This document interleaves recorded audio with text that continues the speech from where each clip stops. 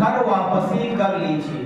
कुछ साल पहले ये एक सियासी मुद्दा हुआ करता था, अचानक मेरे ذہن में ये बात आई तो मुनासिब समझा कि इसी उन्वान के तहत बात करके घर वापसी का असल मतलब और असल मकसद क्या है।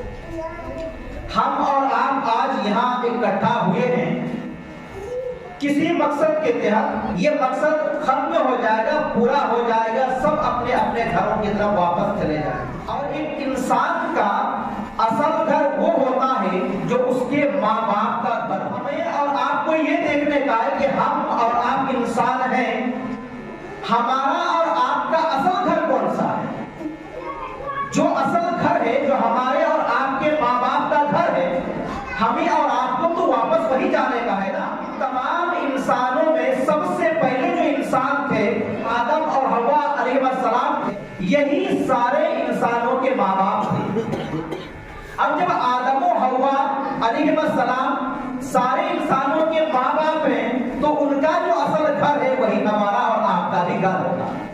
और उसी घर की वापसी हमें और आपको करनी चाहिए।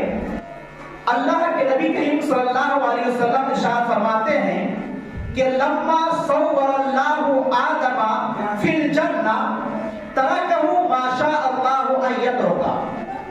जब अल्लाह सुब्हानहु व तआला ने आदम अलैहिस्सलाम को जन्नत में पैदा फरमाया तो जब तक अल्लाह ताला ने चाहा उसके जसद खाकी को, उसके मिट्टी के पुतले को वहीं छोड़ दिया, वहीं रख दिया। फजाला इब्लीस युतीहु बिही यंजुरु मा हुआ। इब्लीस उसके इर्द गिर्द घूमने लगा, ये मालूम करने के वास्ते मा हुआ कि ये क्या चीज है जिसको अल्लाह ने बनाया है। फलम्मा रआहु अजवफा अरफा अन्नहु खुलिका खल्कन ला यतबादल। फिर जब इब्लीस की नजर ये पेट पे पहुंची तो पेट अंदर से खाली नजर आया। उसी वक्त इब्लीस ने जान लिया, समझ लिया कि अल्लाह रब्बुल आलमीन ने ये जो भी मखलूक बनाया है, ऐसी मखलूक बनाया है जो अपने ऊपर काबू नहीं रख सकता है, अपने ऊपर कंट्रोल नहीं कर सकता है। इस हदीस मुबारका से हमें और आपको चंद बातों का इल्म हुआ। सबसे पहली बात तो ये कि सारे इंसानों के बाद आदम अलैहिस्सलाम जन्नत में पैदा किए गए थे। इसका मतलब हम सारे इंसानों का असल घर जन्नत है, जहां हमें और आपको वापस जाने का है। दूसरी बात ये, इब्लीस ने जो उस वक्त फरिश्तों के साथ रहा करता था, ये वाकया कभी और बताएंगे कि वो इब्लीस वहां कैसे पहुंचा, क्यों रहता था। अभी हम आपको ये बताना चाहते हैं कि इब्लीस कितना अक्लमंद था, कितना होशियार था कि जैसे ही देखा पेट इसका खाली है, उसने समझ लिया और कहा कि ये जो भी मखलूक अल्लाह बना रहा है ये अपने ऊपर काबू नहीं रख सकेगा। इब्लीस ने उस वक्त जिस चीज का अनुमान लगाया था वो बात बिल्कुल पूरी हो रही है कि हम और आप अपने ऊपर कंट्रोल नहीं कर पा रहे हैं, अपने ऊपर काबू नहीं रख पा रहे हैं। और इस पेट के जहन्नम को भरने के वास्ते न हमने और आपने हलाल देखा, न हराम देखा, न सही देखना गलत देखा, बस इस पेट के जहन्नम को हम और आप भरते जा रहे हैं। अपने ऊपर हमारा और आपका कंट्रोल और काबू न रहा। बहरहाल आगे बढ़ते हैं।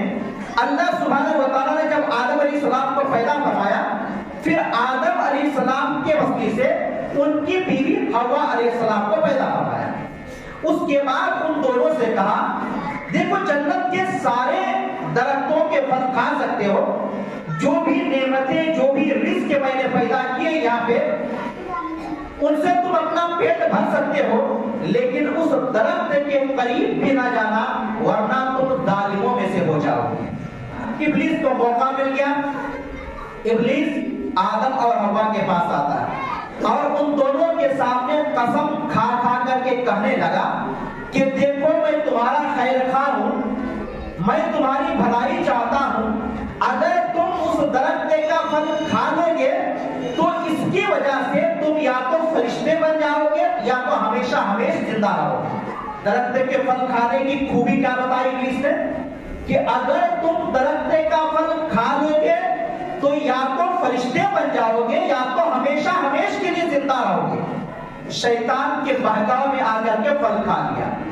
जैसे ही फल खाया तो दोनों ने जो जन्नत का लिबास पहना था वो जन्नत का लिबास उनके जिस्म से उतर गया, दोनों पे पर्दा हो गए, दरख्त के पत्तों से अपने जिस्म को छुपा लिया।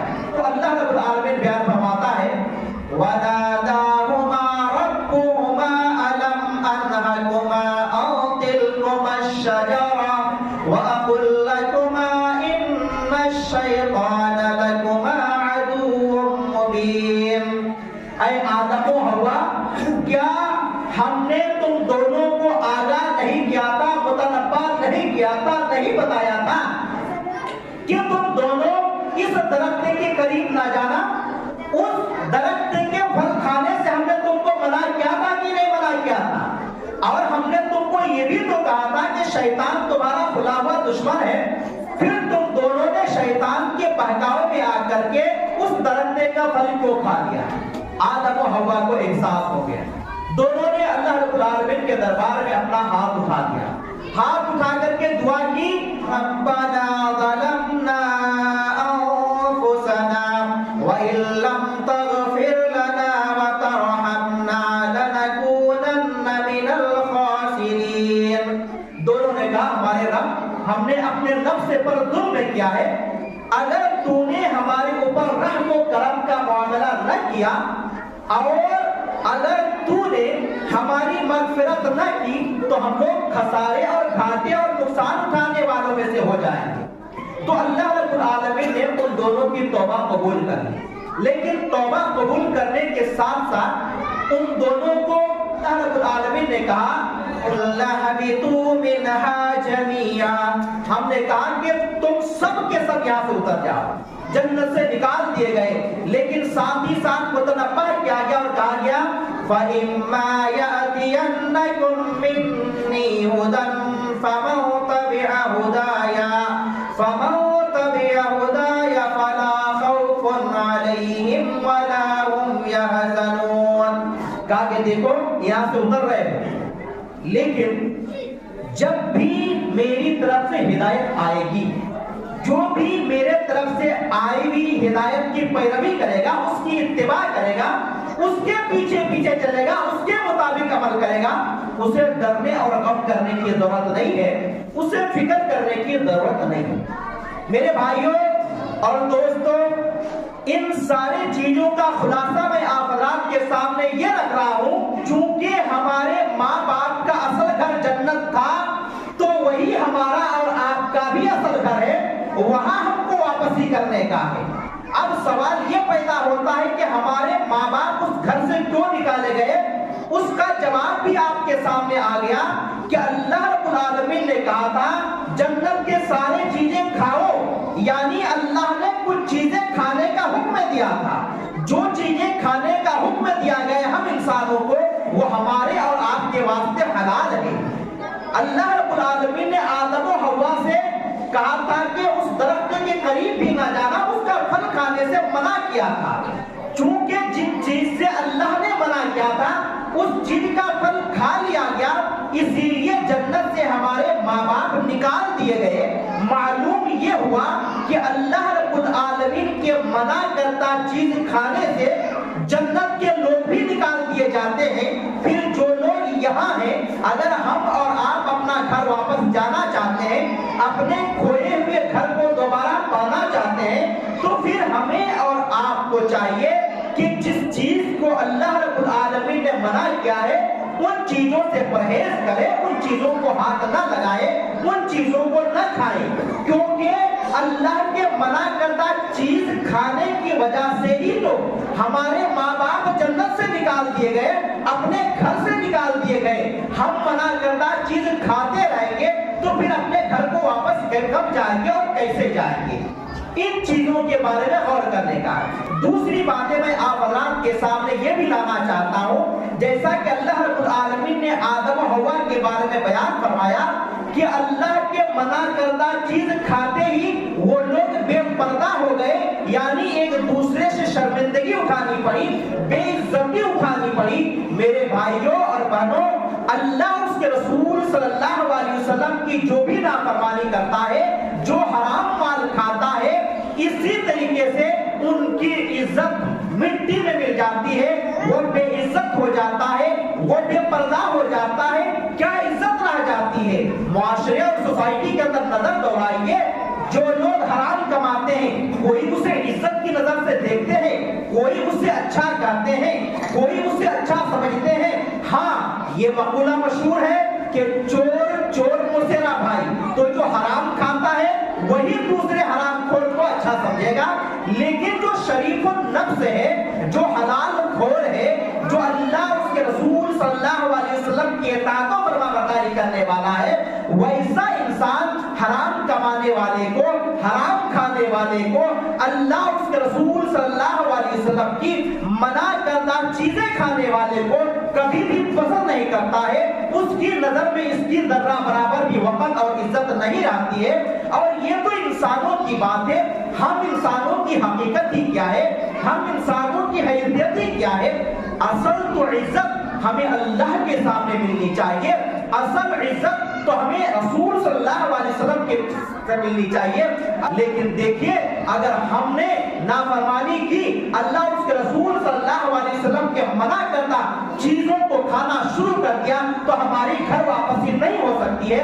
اس لیے جو بھی آدم کے بیٹے ہیں، جو بھی حوا کی اولاد ہیں، آدم و حوا کی اولاد، سارے انسانوں کو، صرف مسلمان کی بات نہیں ہے، مسلمانوں کے لیے تو زیادہ لازمی ہے، لیکن چونکہ سارے انسانوں کے ماں باپ آدم و حوا ہے اور سارے انسانوں کا اصل گھر جنت ہے، لہذا سارے انسانوں کو حرام کمائی سے اور حرام خوری سے بچنے کی ضرورت ہے تاکہ اس کی واپسی ہو جائے، گھر واپسی ہو سکے۔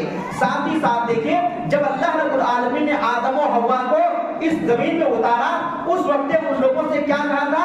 فَإِمَّا يَأْتِيَنَّكُم مِّنِّي هُدًى فَمَن تَبِعَ هُدَايَ فَلَا خَوْفٌ عَلَيْهِمْ وَلَا هُمْ يَحْزَنُونَ، یعنی جب میری طرف سے ہدایت آ گئی، جو اس ہدایت کی پیروی کرے گا اسے ڈرنے اور غم کرنے کی ضرورت نہیں ہے۔ تو اللہ رب العالمین نے ازل سے ہی، شروع سے ہی اپنی ہدایات کو، اپنی رہنمائی کو، اپنے گائیڈ لائن سے کو نبیوں کے ذریعے سے، رسولوں کے ذریعے سے بھیجتا رہا ہے، تاکہ اللہ رب العالمین کن چیزوں کو پسند کرتا ہے اور اللہ رب العالمین کن چیزوں کو ناپسند کرتا ہے، ان چیزوں کا علم نبیوں اور رسولوں کے ذریعے سے، اور نبیوں اور رسولوں کے اوپر ہدایت بن کر کے جو کتابیں نازل ہوتی تھی ان کے ذریعے سے لوگوں کو معلوم ہو جائے اور اسی کے مطابق عمل کرتے ہوئے ہر انسان کی گھر واپسی ہو سکے۔ تو اللہ رب العالمین نے آسمان سے نبیوں اور رسولوں کے اوپر جتنی بھی کتابیں نازل ہوئی وہ سب انسانوں کے لیے گائیڈ لائن سے بن کر کے آئی تھی۔ اللہ رب العالمین نے آخر میں نبی رحمت صلی اللہ علیہ وسلم کو بھیجا، آخری نبی بنا کر کے، آخری رسول بنا کر کے، تو اس کے اوپر اپنا آخری کلام قرآن مجید کو نازل فرمایا۔ اللہ سبحانہ و تعالیٰ نے سورۃ البقرہ سورہ نمبر 2 کی آیت نمبر 185 کا ارشاد فرمایا، شہر رمضان الذی انزل فیہ القرآن ہدی للناس وبینات من الہدی والفرقان۔ رمضان کا مہینہ وہ مہینہ ہے جس میں قرآن نازل کیا گیا ہے، جس واسطے نازل کیا گیا؟ ہدی للناس، لوگوں کی ہدایت کے واسطے۔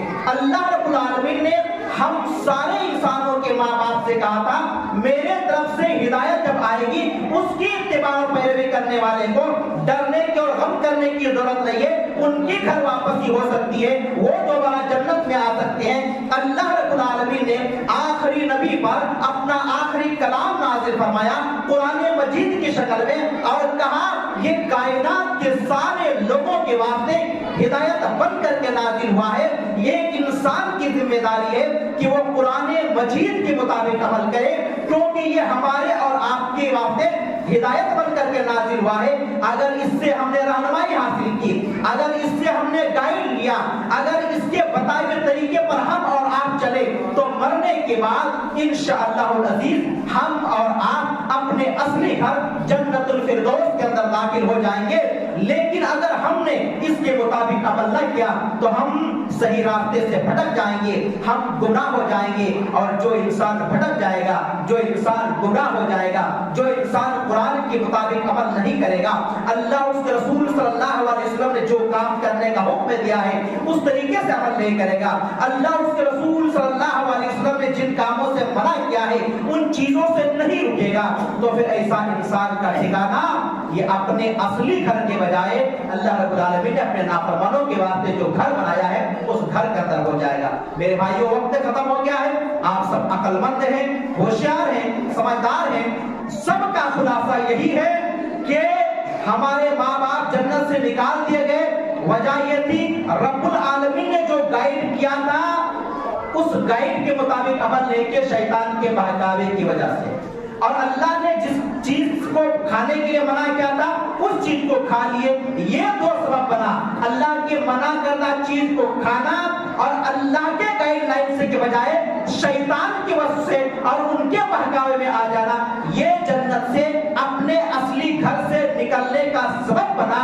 ہماری اور آپ کی اب ذمہ داری ہے کہ رب العالمین کے گائیڈ لائن سے قرآن مجید کے مطابق عمل کریں، شیطان کے وسوسے سے ان کے بہکاوے میں نہ آئے، اور خصوصاً جیسے کہ ابلیس نے مٹی کے پتلا کو دیکھ کے ہی کہا تھا اللہ نے جو بھی مخلوق بنایا ہے یہ اپنے اوپر قابو نہیں پا سکے گا، وہ ہمارا کھلا ہوا دشمن ہے، ہمیں اور آپ کو شیطان کو جھوٹا ثابت کرنے کا ہے، اور وہ شیطان تبھی جھوٹا ثابت ہوگا، ہمارے ازلی دشمن اور ہمارا کھلا ہوا دشمن تبھی اس کا منہ کالا ہو سکتا ہے جب ہم اس کی باتوں کو درست نہیں بلکہ ان کے باتوں کو غلط کریں گے اور اپنے پیٹ پر کنٹرول کریں گے۔ ہم اللہ اس کے رسول صلی اللہ علیہ وسلم کے بتائے ہوئے طریقے پر ہی اپنے پیٹ کو بھریں گے، جیسے کہ صحابہ کرام حلال رزق کی جب تلاش میں نکلے تو زیادہ جب ان کو رزق نہیں ملنے لگا، پیٹ بھوک سے درد کرنے لگا تو پیٹ میں پتھر باندھ کر کے رکھا کرتے تھے تاکہ پتھر کے ذریعے سے پیٹ کی اتھیاں دبی ہوئی رہیں، اور پیٹ میں جو درد بھوک کی شدت کی وجہ سے ہو رہا ہے تو وہ کم ہو جائے۔ یہ ہم علماء کرام سے سنتے رہتے ہیں اور سن کر کے مزہ لیتے ہیں، لیکن ہماری اوپر تو ابھی یہ نوبت نہیں آئی ہے میرے بھائیوں۔ صحابہ کرام بھی ہم ہی جیسے انسان تھے، جب وہ لوگ اللہ اس کے رسول صلی اللہ علیہ وسلم کے بتائے ہوئے طریقے پر عمل کر سکے، ہم اور آپ بھی عمل کر سکتے ہیں، ان کے منہیات اور منکرات سے رک سکیں، ہم اور آپ بھی رک سکتے ہیں، رک سکتے ہیں، ان کے جیسا جذبہ پیدا کیجئے۔ اللہ سے ہم یہی دعا کرتے ہیں کہ مولا کریم ہم تمام مسلمانوں کو عمل سلیم عطا فرما، تو نے جو ہدایت کے واسطے قرآن مجید کو نازل کیا ہے اس قرآن مجید کے مطابق ہم سب کو عمل کرنے کی توفیق عطا فرما۔